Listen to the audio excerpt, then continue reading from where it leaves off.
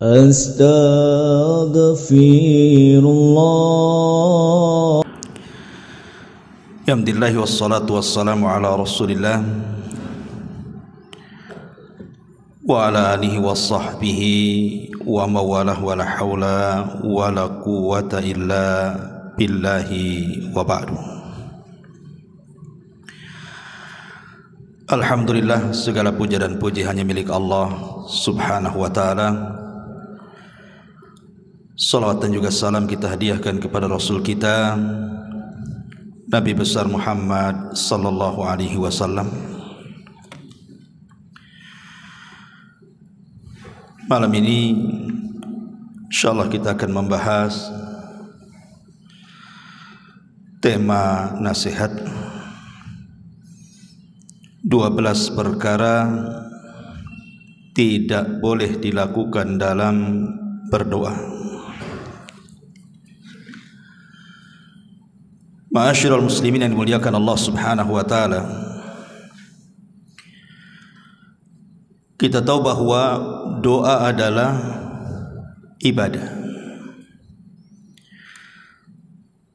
dan doa memiliki keistimewaan khusus di hadapan Allah subhanahu wa ta'ala. Karena Nabi sallallahu alaihi wasallam mengatakan dalam sebuah hadis, laisa syai'un aqram 'ala Allahi minad du'a. Tidak ada sesuatu yang sangat mulia di sisi Allah Subhanahu wa taala melebihi sebuah doa. Karena hampir semua ibadah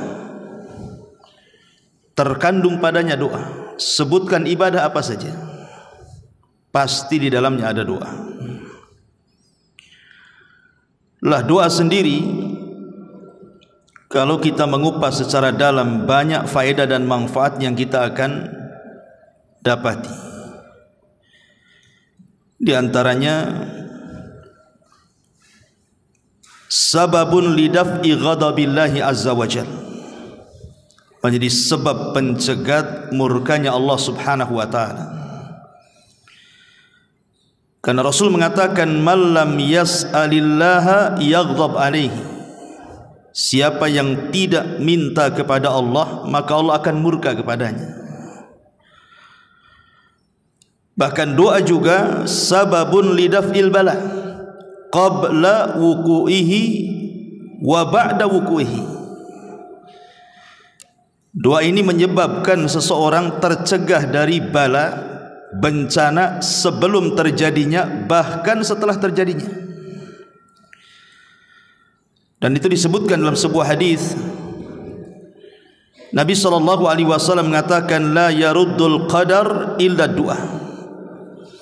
Tidak ada yang bisa mencegah takdir kecuali doa. Artinya, kalau Allah subhanahu wa ta'ala takdirkan kemudian kita ini akan mendapatkan musibah, tetapi dengan adanya doa kita, terkadang musibah itu tidak jadi turun. Itu maknanya sababun lidaf'il bala qabla wuku'i, sebab di mana doa itu bisa mencegah adanya balas sebelum terjadinya, bahkan setelah terjadinya juga bisa diangkat. Kata Nabi sallallahu alaihi wasallam, inna du'a yanfa' mimma nazal wa mimma lam yanzil. Doa itu sangat bermanfaat, baik kepada bala yang sudah turun ataupun yang belum turun. Bahkan doa sendiri menjadikan kita dekat dengan Allah subhanahu wa ta'ala, dan itu berdasarkan hadis Nabi sallallahu alaihi wasallam, ana inda dhanni abdi bi wa ana ma'hu idza da'ani. Saya berprasangka saya, atau prasangka saya, kata Allah, bersama hambaku, dan aku akan bersama dia selama dia berdoa kepadaku. Dan banyak sekali manfaat dan faedah doa ini. Yang ingin saya jelaskan malam ini adalah 12 perkara, termasuk al-i'tida fi du'a, termasuk seseorang itu melakukan hal-hal yang justru dengan doanya bukan hanya ditolak, tetapi boleh jadi mungkin mendapatkan dosa. Apa saja 12 perkara ini? Pertama, berdoa dengan menggunakan lafaz-lafaz syirik ataupun bid'ah.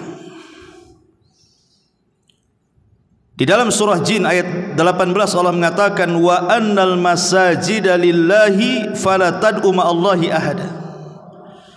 Dan masjid-masjid itu milik Allah, janganlah kalian berdoa bersama Allah siapapun. Karena kalau kita berdoa kemudian memasukkan selain daripada Allah dalam doa itu, selain doanya ditolak, ini kesyirikan, dosa besar. Seperti umpamanya menyebut wali-wali tertentu dan meminta kepada wali-wali tertentu, atau datang kepada orang-orang yang dianggap soleh yang sudah meninggal, kemudian kita datang ke kuburan mereka kemudian meminta-minta kepada mereka. Maka ini doa selain daripada ditolak bisa menjerumuskan kepada syirkul akbar, syirik besar. Kalau diyakini bahwa pengabulan doa itu datang dari orang yang dalam kuburan itu. Ini yang pertama. Yang kedua, berdoa tetapi dalam isi doa itu mengandung hal-hal yang diharamkan Allah atau perbuatan dosa. Seperti umpamanya seseorang masang togel judi gitu ya, sudah pasang, malamnya berdoa pula dia, ya Allah semoga jebol nih nomor ini ya. Atau dia mengatakan ya Allah berikan rizki, mudah-mudahan setelah saya pasang ini besok keluar. Enggak mungkin doa yang seperti ini. Ini hal-hal yang diharamkan Allah Azza wa Jalla. Judi itu haram. Atau seseorang hendak mencuri, dia berdoa ya Allah mudah-mudahan luluskanlah malam ini, sudah tak ada yang dimakan ini. Lah doa-doa seperti ini masuk dalam hadis Nabi sallallahu alaihi wasallam, la yazalu yustahabbu ya la yazalu yustajabu lil abdi ma lam yad'u bi ithmin aw qati'atir rahimin. Senantiasa akan dikabulkan permintaan seorang hamba selama dia tidak berdoa dalam perkara-perkara dosa ataupun perkara-perkara yang di dalamnya ada yang memutus silaturahim. Ma'asyiral muslimin yang muliakan Allah Azza wa Jalla. Kemudian yang ketiga, berdoa meminta kematian. Karena ada orang-orang yang mungkin sudah lelah hidup. Menurut dia lelah hidup karena faktor ekonomi, ataupun mungkin lebih daripada itu faktor kesehatan, sudah sakit lama sekali. Kemudian dia berdoa kepada Allah, lebih baik mati daripada hidup. Maka Nabi SAW melarang, tidak boleh berdoa meminta kematian. Kata Nabi SAW, la yatamannayanna ahadukumul maut li dhurrin nazala bihi. Tidak boleh bagi kalian berharap untuk cepat mati karena sebuah madarat yang menimpanya. Fa in kana la budda, kalaupun harus kemudian mendoakan kematian, falyakul, katakanlah Allahumma ahyini ma kanatil hayatu khairan li wa tawaffani in kanatil wafatu khairan li. Ya Allah, hidupkanlah atau sehatkanlah diriku jika kehidupan ini lebih baik bagiku, tapi kalau memang kematian lebih baik bagiku, maka buatlah kematian yang baik untukku. Kalau memang harus seperti itu karena sudah tidak tahan. Tetapi hukum asalnya tidak boleh seseorang itu berdoa meminta kematian. Karena Nabi SAW yang mengatakan, imma muhsinan fala'allahu yazdad khairan wa imma musian fala'allahu yasta'tib. Karena kata Nabi SAW, kenapa dilarang kita berdoa meminta kematian itu boleh jadi kata Rasul, seandainya kemudian dia mungkin dulunya kurang beramal, salatnya kurang, puasanya kurang, birrul walidainnya kurang, tiba-tiba satu waktu kemudian dia sakit, Allah sembuhkan, maka dia bisa menambah amal solehnya tuh. Ataupun mungkin kalau dia orang jahat, kemudian dia sakit terkapar, boleh jadi kalau seandainya Allah sehatkan adalah kesempatan taubat kepada Allah Azza wa Jalla. Makanya dua perkara inilah yang kemudian melarang kita berdoa minta kematian. Tidak boleh kita berdoa meminta kematian, karena nanti di akhir zaman kata Nabi SAW, ada orang-orang yang melintasi kuburan, kemudian dia mengatakan, seandainya aku yang berada di posisi dia, katanya, karena sudah tidak tahan dengan fitnah yang melanda. Dan itu sudah banyak sekali di negeri kita ini orang-orang yang berdoa seperti itu, bahkan bukan hanya berdoa, betul-betul dilaksanakan, bunuh diri dia, kan begitu.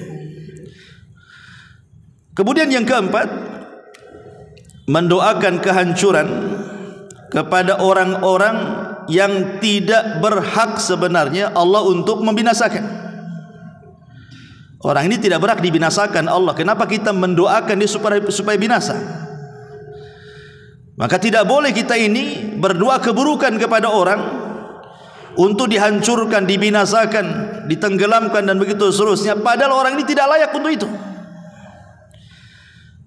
Makanya Nabi SAW mengatakan, la tad'u ala anfusikum wala auladikum wala amwalikum la tuwafiqus sa'ata ijabatin.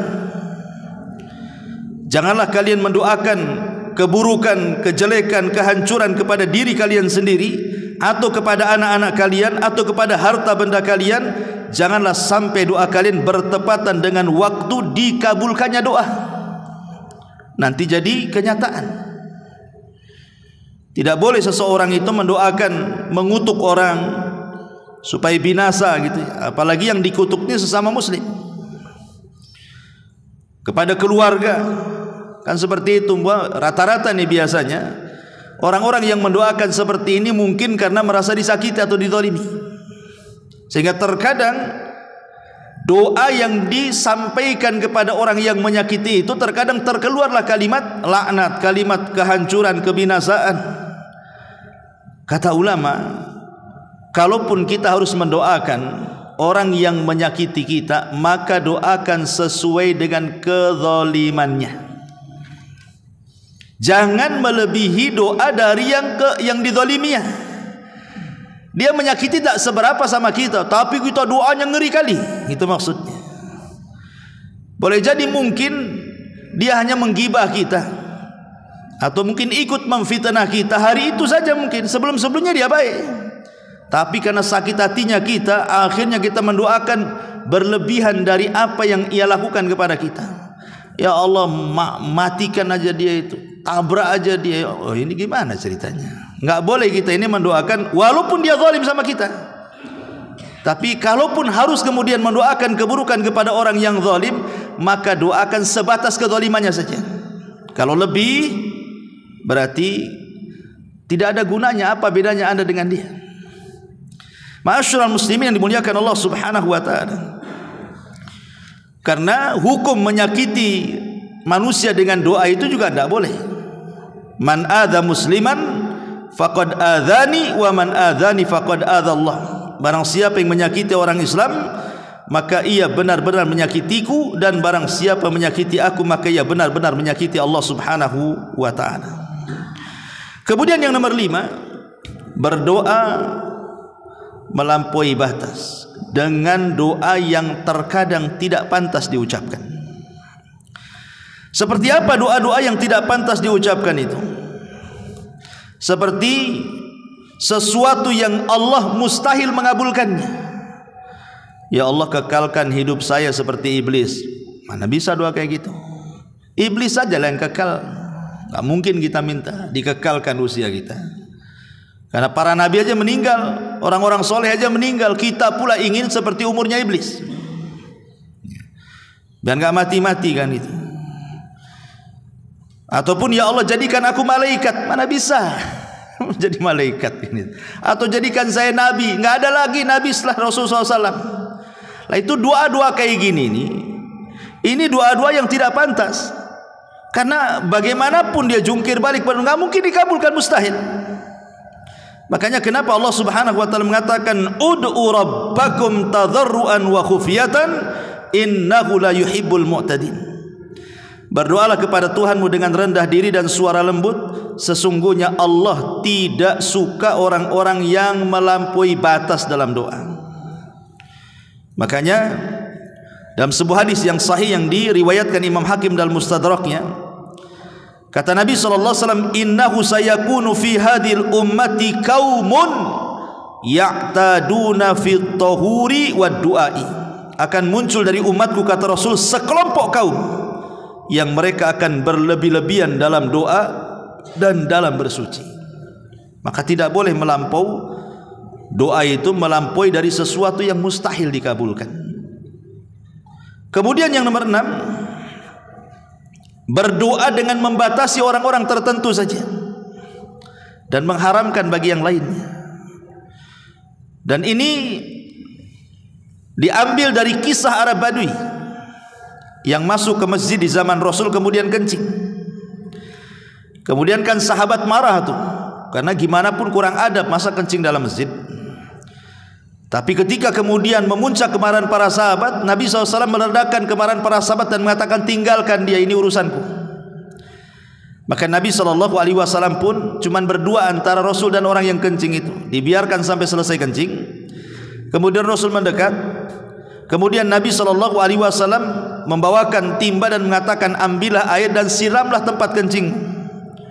Maka Arab Badui ini mengambil air, menyiramkan ke tempat kencingnya. Kemudian Rasul mengatakan, masjid ini untuk solat, untuk zikir dan untuk baca Quran. Kemudian Rasul pun tersenyum dan menasihati dengan lembut.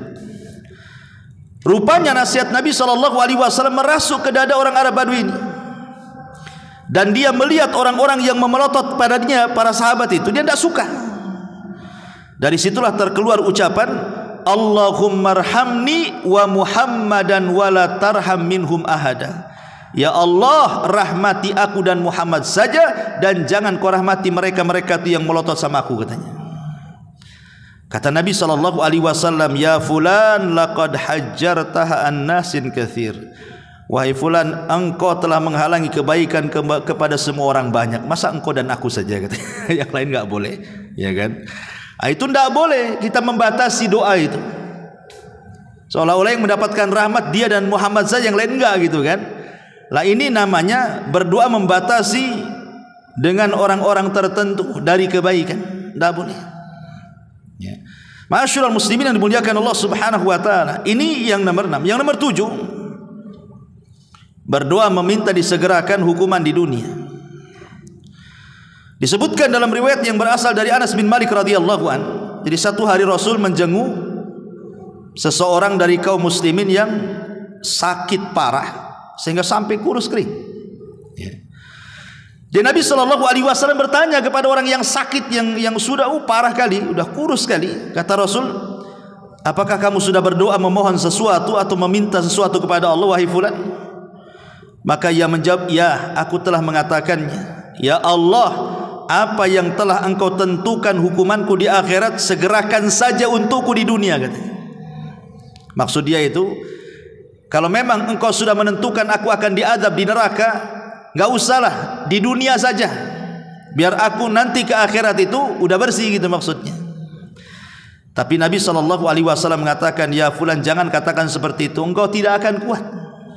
Sebaiknya ucapkanlah, Rabbana atina fid dunya hasanah wa fil akhirati hasanah wa qina adzabannar. Ya Allah, berilah kami kebaikan di dunia, kebaikan di akhirat, dan jauhkan kami dari azab neraka. Maka Anas radhiyallahu anhu mengatakan, setelah beliau mendoakan kepada Allah, tiba-tiba orang yang sakit parah ini sembuh. Lihat, Nabi SAW melarang, tidak boleh kita mengatakan seperti itu. Walaupun kan sebenarnya secara lahiriah kan baik gitu maksudnya. Jangan sampai dia pulang menghadap Allah itu dengan banyak dosa akhirnya menyebabkan dia diazab. Makanya dia mengatakan, ya Allah, kalau memang harus aku diazab di akhirat, segerakan aja di dunia. Tapi Rasul mengatakan, jangan mengatakan seperti itu. Engkau enggak akan kuat. Mana bisa kuat kamu? Kalau betul-betul Allah Subhanahu wa taala mengazab neraka dengan azaban neraka, diazab di dunia, enggak ada orang kuat. Nanti ketika engkau tidak kuat, akhirnya kemudian minta supaya azab itu dihilangkan. Nah, gimana nanti? Makanya tidak boleh berdoa meminta disegerakan hukuman di dunia. Ma'asyiral muslimin yang dimuliakan Allah Azza wa Jalla. Kemudian yang nomor 8, jangan berdoa yang terkesan main-main kepada Allah. Contoh pamannya dia mengatakan, Allahumma gfirli in syi'ta, ya Allah ampuni aku kalau kau mau. Kan main-main namanya. Masa minta ampun tidak yakin dengan Allah? Ya Allah ampuni aku jika kau mau katanya. Kalau enggak mau gimana kan gitu ya kan? Ini kan main-main namanya. Makanya dalam hadis yang sahih dari Abu Hurairah radhiyallahu an, Rasul mengatakan, la yakul ahadukum, tidak boleh salah seorang di antara kalian mengatakan Allahumma gfirli in syi'ta, ya Allah kalau ampunilah aku jika kau mau. Allahumma arhamni in syi'ta, rahmati aku jika kau mau. Liya'zim al mas'alata fa innallaha la muqriha lahu, hendaklah dia berazam kuat dengan doa karena Allah tidak bisa dipaksa siapapun. Maka tidak boleh seseorang mengatakan seperti itu. Ini namanya doa main-main namanya. Ngomong saja, ya Allah ampuni aku, titik sampai di sini. Ya Allah rahmati aku. Jangan bilang jangan kalau kau mau kan gitu.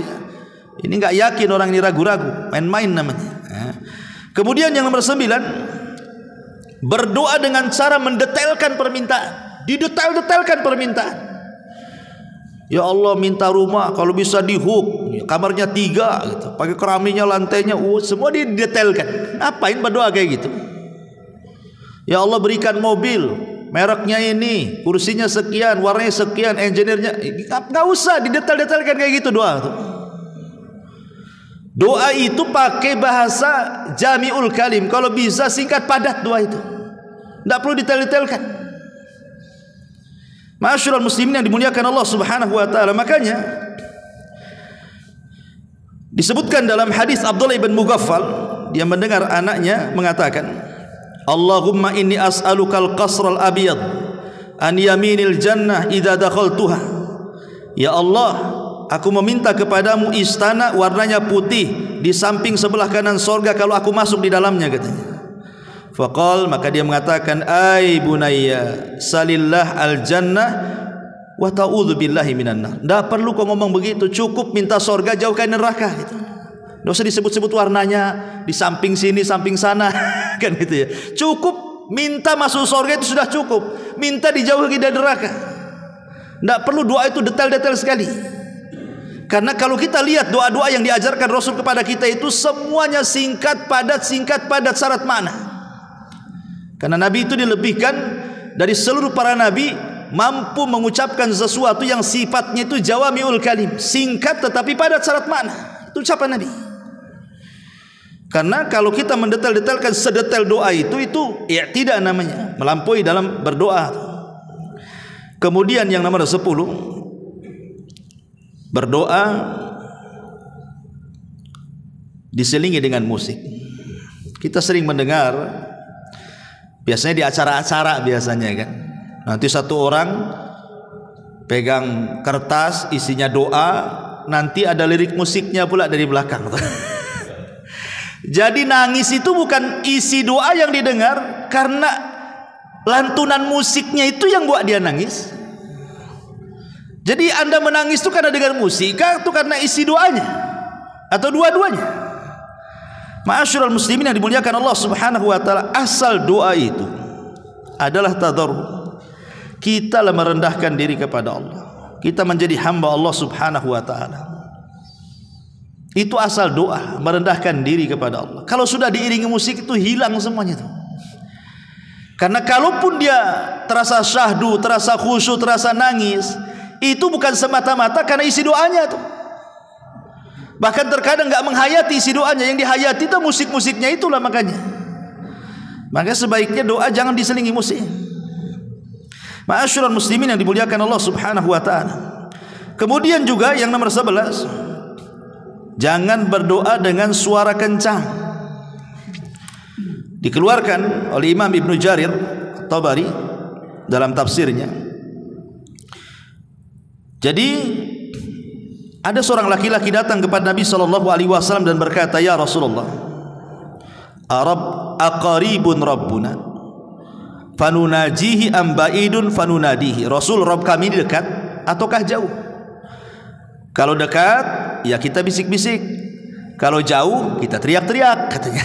Ini Arab Badui ini. Dia nanya, "Rasul, Allah itu dekat atau jauh sih?" Kalau memang dia dekat kita bisik-bisik, katanya. Kalau dia jauh kita teriak-teriak aja, katanya. Maka Nabi SAW terdiam sampai turun ayat. Allah mengatakan, "Wa idza sa'alaka ibadi anni fa inni qarib ujibu da'watad da'i idza da'an falyastajibu li wal yu'minu bila allahum yarshudun." Apabila hamba-hambaku bertanya kepada wahai Muhammad soal aku, kata Allah, aku dekat. Aku ini dekat. Aku mengabulkan setiap doa orang yang berdoa. Artinya bahwa tidak perlu berdoa itu teriak-teriak.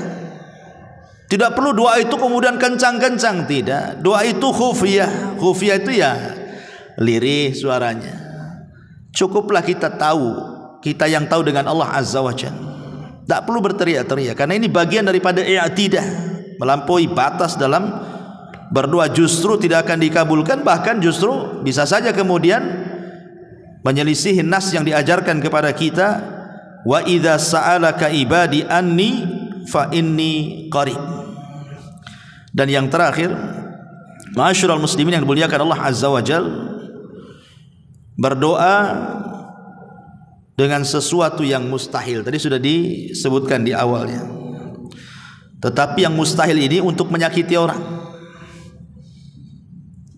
Dan mengatakan pamannya, dia mengatakan, "Ya fulan, orang itu sudah menyakiti aku. Nanti kalau masuk neraka kekalkan saja." Tidak bisa kita ini menjusti seperti itu, orang masuk neraka kekal di dalamnya. Bisa saja yang mendoakan seperti itu dia pula yang masuk neraka, yang didoakan pula masuk surga. Dan ini terjadi di zaman Bani Israel. Ketika ada ahli maksiat bermaksiat, kemudian yang ahli ibadah ngamuk-ngamuk dan mengatakan, "Kalau engkau tidak bertobat, Allah tidak akan mengampuni dosamu dan pasti kau akan masuk neraka dan tidak akan keluar dari neraka," katanya. Kayak dia aja yang punya neraka. Akhirnya Allah wafatkan keduanya. Yang orang baik pula dimasukkan ke neraka, yang orang jahat yang didoakan pula dia masuk surga. Jadi terbalik jadinya kan. Kenapa? Karena dia merasa suci dirinya, orang lain merasa rendah. Nah, ini bahaya kalau kita merasa kita ini paling suci, tidak ada dosa, orang lain seolah-olah dosanya banyak gitu, sehingga dia merasa dia yang penghuni surga, dia penghuni neraka. Tidak bisa. Orang selama masih hidup ada kesempatan tobat. Maka jangan mendoakan seperti itu, karena selama orang hidup itu masih ada kesempatan tobatnya. Dan hidayah itu milik Allah. Bisa saja Allah Subhanahu wa taala menerima tobatnya. Inilah 12 perkara tidak boleh ada dalam doa. Ma'asyiral muslimin yang dimuliakan Allah Azza wa Jalla. Kemudian pembahasan yang kedua, agar doa terkabul, sertakan bacaan ini. Ada bacaan-bacaan atau zikir-zikir itu yang kalau kita selipkan dalam doa, ini luar biasa nih pengabulannya. Lebih cepat lagi pengabulannya. Jadi sebelum kita meminta ini kepada Allah Azza wa Jalla, cobalah selipkan zikir-zikir atau doa-doa ini supaya lebih mustajab dan lebih mujarab lagi doanya. Apa saja? Pertama, sertakan tasbih, kemudian tahmid, kemudian takbir. Tasbih, tahmid, takbir. Dan itu berdasarkan hadis Ummu Salamah radhiyallahu an. Dan hadis ini dihasankan oleh para ulama, di mana ja'at Ummu Sulaim. Ummu Sulaim datang kepada Nabi sallallahu alaihi wasallam. Faqalat, dan dia mengatakan, "Ya Rasulullah, alimni kalimatin ad'u bihinna fi salati." Rasul, bisa engkau ajarkan kepadaku beberapa kalimat yang aku bisa berdoa dengan kalimat-kalimat itu dalam salatku? Maksudnya dalam solat di sini setelah solat, bukan di dalam solatnya, setelah solat. Maka Nabi SAW mengatakan kepada Ummu Sulaim, sabbihillaha asyran, wahmadihi asyran, wa kabbirihi asyran. Bertasbihlah 10 kali, bertahmidlah 10 kali, bertakbirlah 10 kali. Summa sali hajatik. Setelah itu kau minta kebutuhanmu, hajatmu, terserah apa saja. Yaqul, maka dia mengatakan, na'am ya wahai Rasulullah, ya wahai Rasulullah. Maka kata para ulama, hadis ini menunjukkan bahwa orang yang sebelum berdoa dia membaca tasbih 10 kali, tahmid 10 kali, takbir 10 kali, maka itu penyebab tercepat dikabulkan doa. Karena dia memulai dengan tauhid, dengan pensucian kepada Allah Subhanahu wa taala, dan dengan pembesaran Allah Subhanahu wa taala. Tahmid, takbir, tasbih ini kan bentuk tauhid, ya. Ini yang pertama. Yang kedua, selipkan juga doanya Nabi Yunus. Dan itu disebutkan dalam hadis yang disahihkan oleh Syekh Nasiruddin Al-Albani rahimahullahu taala. Kata Nabi sallallahu alaihi wasallam, da'watu dhinnuni idza da'a wa huwa fi batnil hut. Doanya Nabi Yunus ketika berdoa dan dia berada di perut ikan itu, la ilaha illa anta subhanaka inni kuntu minadh dhalimin. Kata Rasul, fa innahu lam yad'u biha rajulun muslim fi syai'in qad illa stajaballahu lahu. Tidaklah seorang muslim meninggalkan doa ini setelahnya meminta sesuatu kepada Allah, dipastikan Allah kabulkan semua permintaannya. Maka kalau berdoa jangan langsung minta, baca doa ini, la ilaha illa anta subhanaka inni kuntu minadh dhalimin. Kenapa coba doa Nabi Yunus kalau kita selipkan dalam doa kita ini menjadikan doa kita mustajab? Karena di sini ada 3 perkara. Pertama, tauhid, la ilaha illa anta. Kemudian yang kedua, tanzihullah, pembersihan Allah dari semua sifat-sifat yang kurang bagi Allah. Subhanak, tasbih, pembersihan, ya. Kemudian al-i'tiraf bi dzambi, ada pengakuan dosa. Inni kuntu minadh dhalimin. La ilaha illa anta, tidak ada sembahan yang berhak disembah kecuali Engkau. Subhanaka, maha suci Engkau. Inni kuntu minadh dhalimin, aku mengakui aku ini termasuk orang yang zalim ya Rabb. Menunjukkan kerendahan diri kita di hadapan Allah. 3 perkara ini menjadikan kenapa setiap kita doa, kalau kita selipi doanya Yunus itu mustajab tuh.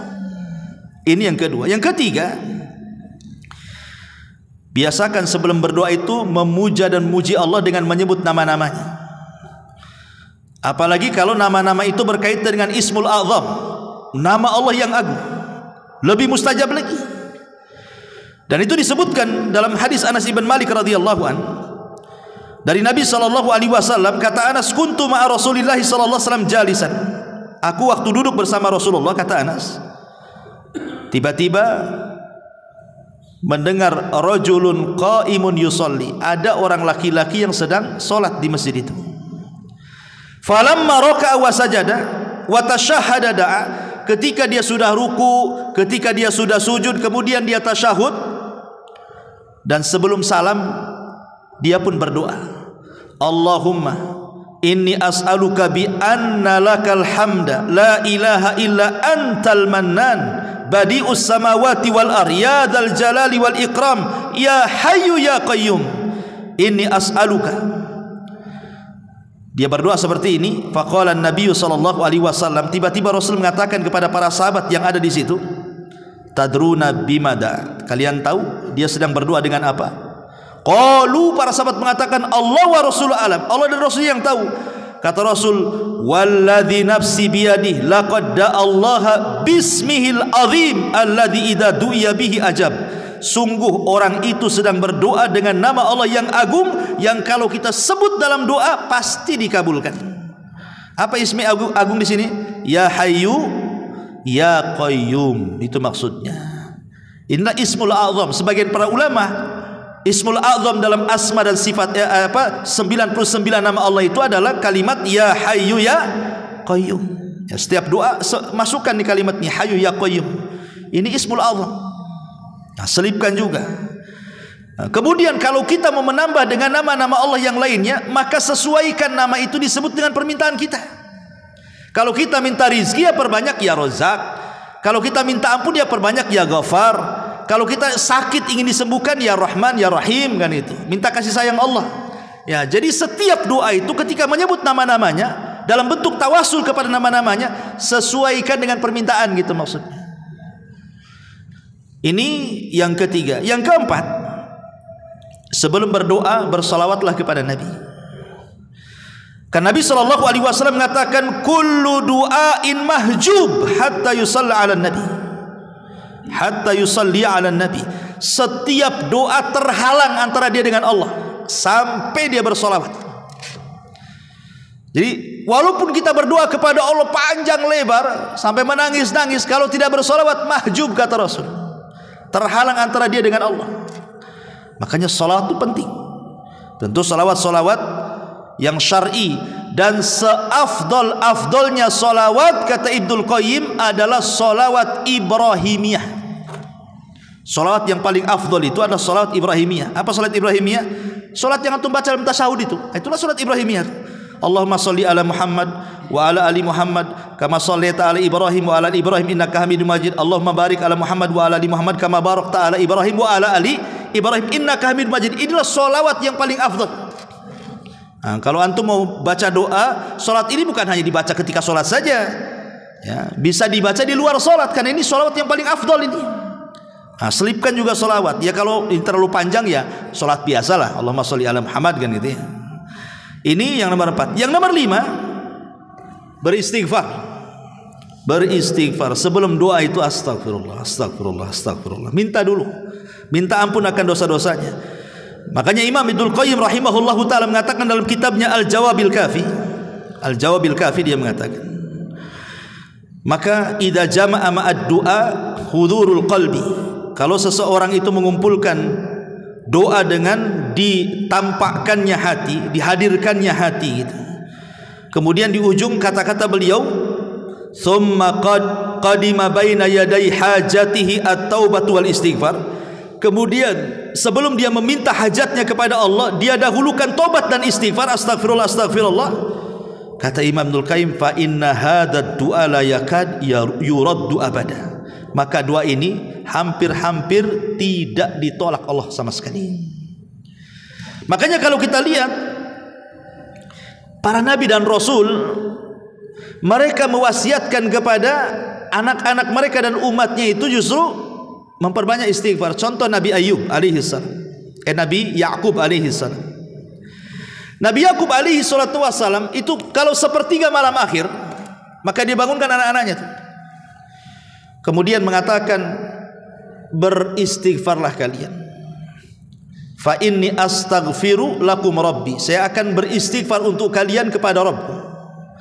Maka kemudian mulailah Nabi Yakub berdoa, kemudian diaminkan anak-anaknya, dan itu setiap sepertiga malam akhir.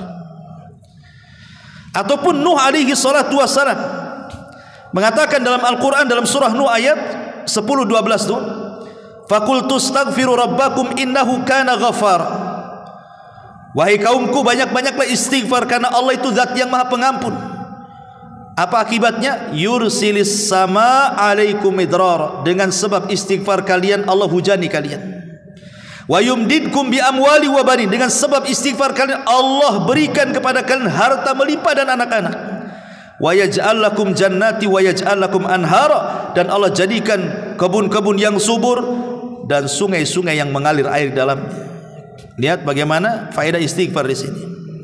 Ini yang ke-5. Yang ke-6, bertawasul.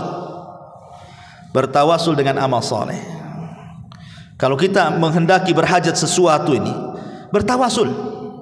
Makanya kenapa Rasul mengatakan la tahqiranna minal ma'rufi syai'a, jangan remehkan sekecil apapun kebaikan. Boleh jadi yang kecil itu dipenuhi dengan keikhlasan. Lah itu kita hajatkan ketika doa. Ya Allah, ya, saya tempo hari datang ke panti asuhan, saya sumbanglah panti asuhan itu. Kalau memang ada pahalanya, ya Rabb, tolonglah saya berhajat hari ini, saya lagi sakit, sembuhkan. Saya lagi susah ekonomi, berikanlah jalan keluar, dan begitu seterusnya. Begitu. Kita ingat-ingat kira-kira amalan yang menurut antum paling ikhlas itu yang mana? Itu sebut-sebut di situ dalam doa. Itu namanya tawasul dengan amal soleh. Seperti orang-orang yang terjerembab dalam gua, yang tidak mungkin selamat dari situ, tiga-tiganya bertawasul dengan amal soleh, akhirnya keluar dari gua tuh. Nah, ini juga yang keenam, ya. Sertakan dengan tawasul kepada Allah Subhanahu wa taala. Inilah diantara bacaan-bacaan yang kalau bisa 6 bacaan ini, saya ulangi, yang pertama adalah apa tadi?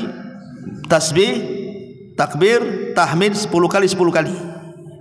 Kemudian yang kedua, berdoalah dengan doa Nabi Yunus. Kemudian yang ketiga, Asmaul Husna, kalau bisa ya Hayyu ya Qayyum Ismul Azam gitu. Kemudian yang keempat, bersolawat. Kemudian yang kelima, beristighfar. Dan yang terakhir, bertawasulah dengan amal soleh. Selipkan dalam setiap doa 6 perkara ini. Insya Allah, yakin biidznillah. Ya, Ustadz, saya sudah mencoba dengan 6 perkara ini, tapi kok enggak nampak nih pengabulannya nih. Jangan Ustadz nih main-main aja nih ngasih resep ini katanya kan. Ma'asyiral muslimin yang dimuliakan Allah Azza wa Jalla, ingat sebuah hadis dari Abi Sa'id Al-Khudri radhiyallahu anhu. Kata Nabi sallallahu alaihi wasallam, "Ma min muslim yad'u laisa bi itsmin wala qati'atir rahimin illa a'tahu Allahu ihda tsalah. Imma an yu'ajjal lahu da'watuhu wa imma an yu'ajjila lahu da'watuhu wa imma an yudakhiraha lahu fil akhirati wa imma an yadfa'a anhu minas su' mithlaha." Kata Nabi SAW, tidak boleh seorang muslim kemudian berdoa yang isinya ada dosa dan memutus silaturahim, tetapi teruslah berdoa dengan kebaikan. Boleh jadi, kata Rasulullah, pengabulannya satu, Allah kasih kita berdoa hari ini, besok pula dia dikabulkan. Atau memang tidak dikabulkan di dunia, tapi dikabulkannya nanti di akhirat sebagai pengangkat derajat kita di sorga. Atau boleh jadi Allah mengabulkannya dengan cara lain. Boleh jadi Allah melindungi kita dari bahaya yang kalau seandainya bahaya datang kepada kita lebih daripada permintaan kita kepada Allah Azza wa Jalla. Dari sini kata para ulama, pengabulan doa itu ada 4 poin. Yang pertama, 4 poin itu tahsilu ainil matlub fi waqtil matlub. Terkadang Allah kabulkan di waktu kita minta, Allah kasih. Di waktu kita minta, Allah kasih. Ini yang pertama. Yang kedua, wujuduhu fi waqtin akhar li hikmatin iqtadat ta'khirahu. Atau memang sengaja diulur-ulur, mintanya sekarang, tahun depan pula baru dijabah.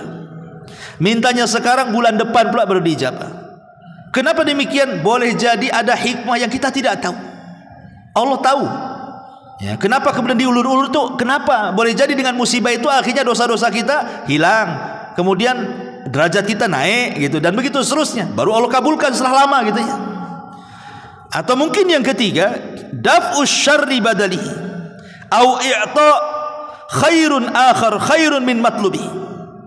Ataupun mencegah keburukan sebagai bentuk daripada pengganti permintaannya.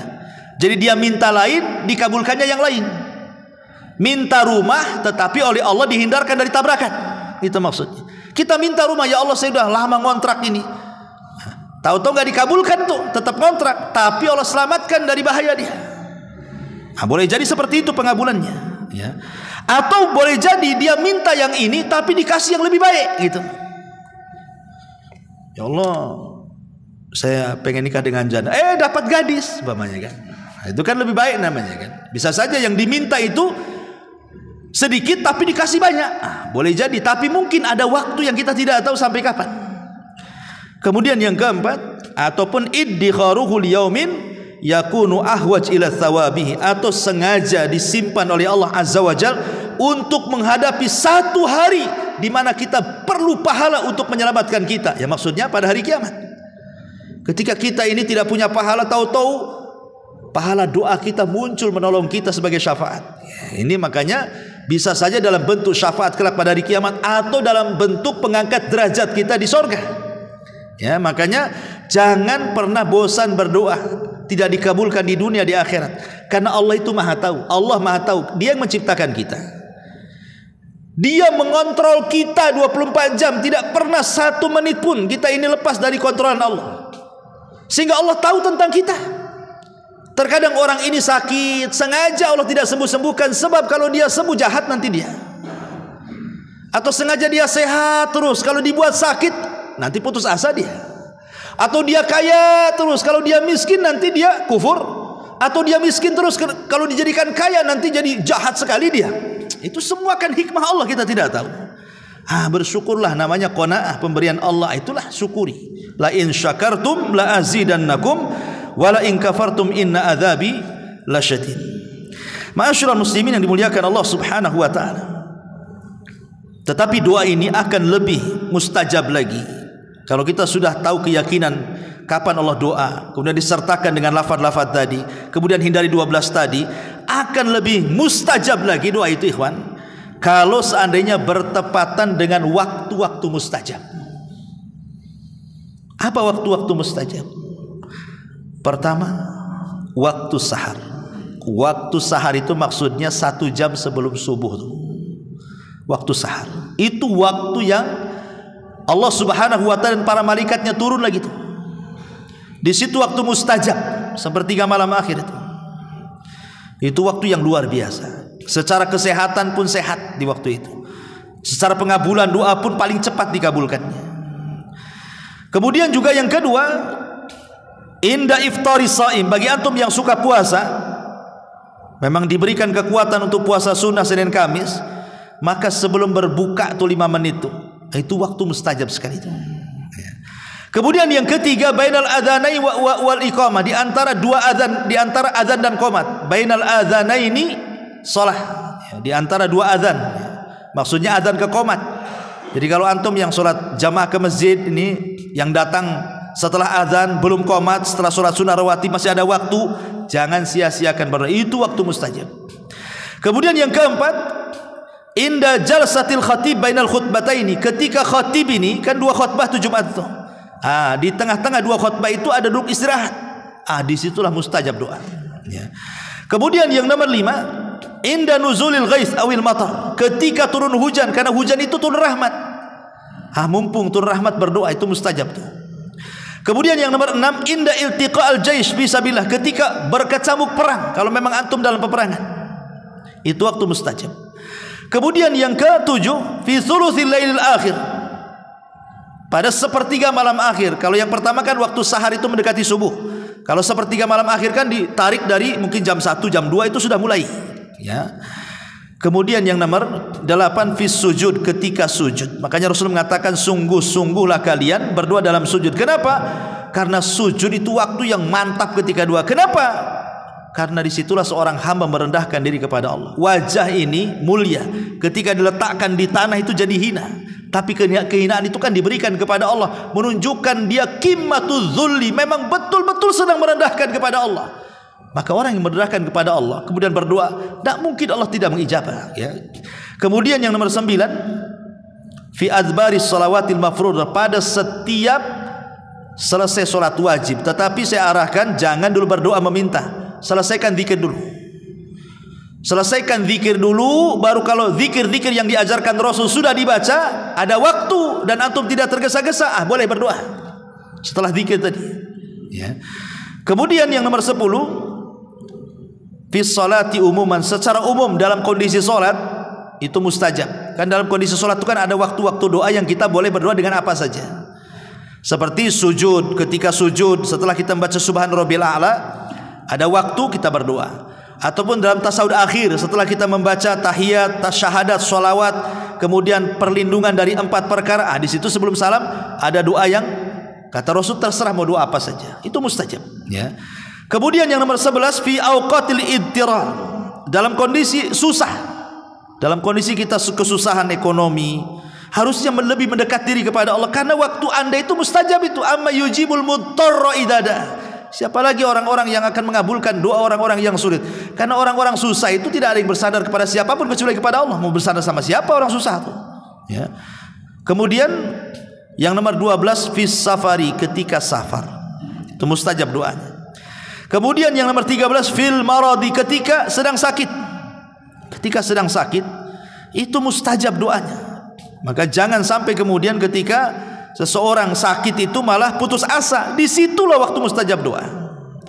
Kemudian juga ketika mendengar nida, panggilan, ya, wa du'a indal ba'si, maksudnya ketika mendengar panggilan azan selepas azan itu, ya, nah, itu masuk pada di antara dua azan dan qomat lah itu, ya. Atau antum yang berada di Arafah saat haji, ya, itu mustajab juga doa. Ataupun ketika menutup mata orang yang mati, ruhnya dicabut masih melotot, antum usap. Nah, disitulah kan ada malaikat masalahnya. Berdoa kepada Allah Azza wa Jalla, ya. Termasuk juga di malam Lailatul Qadar dan juga di hari Jumat setelah asar sampai maghrib. Nah, itu waktu-waktu yang sangat mustajab, ya. Ma'asyiral muslimin yang dimuliakan Allah Azza wa Jalla. Tapi kata para ulama, dari semua adab-adab doa itu, di sana ada namanya syurut doa. Ini yang lebih antum harus perhatikan lagi. Kalau sudah syarat ini yang paling inti dalam doa. Namanya syurut doa. Jangan pernah ditinggalkan. Yang pertama, ikhlas. Berdoalah dengan ikhlas kepada Allah Azza wa Jalla. Yang kedua, berdoalah dengan kebaikan. Jangan berdoa isinya keburukan. Kemudian yang ketiga, di antara syaratnya kata para ulama, jangan tergesa-gesa. Tergesa-gesa itu maksudnya istijal itu apa? Aku sudah berdoa kok nggak dikabul-kabulkan ya. Nah, kalimat seperti ini jangan terkeluar.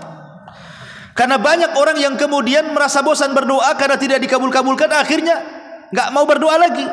Saya sudah berdoa berkali-kali kok nggak dikabul-kabulkan. Justru kalimat itu tidak menjadikan doa tidak dikabulkan. Itu istijal namanya. Kemudian yang keempat, hudurul qalbi. Hadirkan hati. Anda ini sedang berhadapan dengan siapa? Dengan Allah Subhanahu wa taala, berarti perlu khusyuk di situ. Cari tempat yang bagus, yang bersih, ya gitu. Minta kepada Allah, ya. Kemudian yang nomor 5, itobatul ma'kan wal mashrab wal malbas. Usahakan jauh dari hal-hal yang diharamkan, baik makanan, minuman ataupun pakaian. Kemudian yang terakhir, bersalawat kepada Nabi SAW. Ini disebut syurutud doa namanya, syarat doa. Ya, yang 6 ini. Tentu dengan yang lain-lain tadi yang sudah saya jelaskan, maka doa itu akan lebih mantap lagi. Wallahu a'lam bishawab. Ini di antara faedah doa di malam ini. Mudah-mudahan ada manfaatnya. Subhanallah bihamdika, asyhadu an la ilaha illa anta astaghfiruka wa atubu ilaik. Allahu ta'ala. Assalamualaikum warahmatullahi wabarakatuh.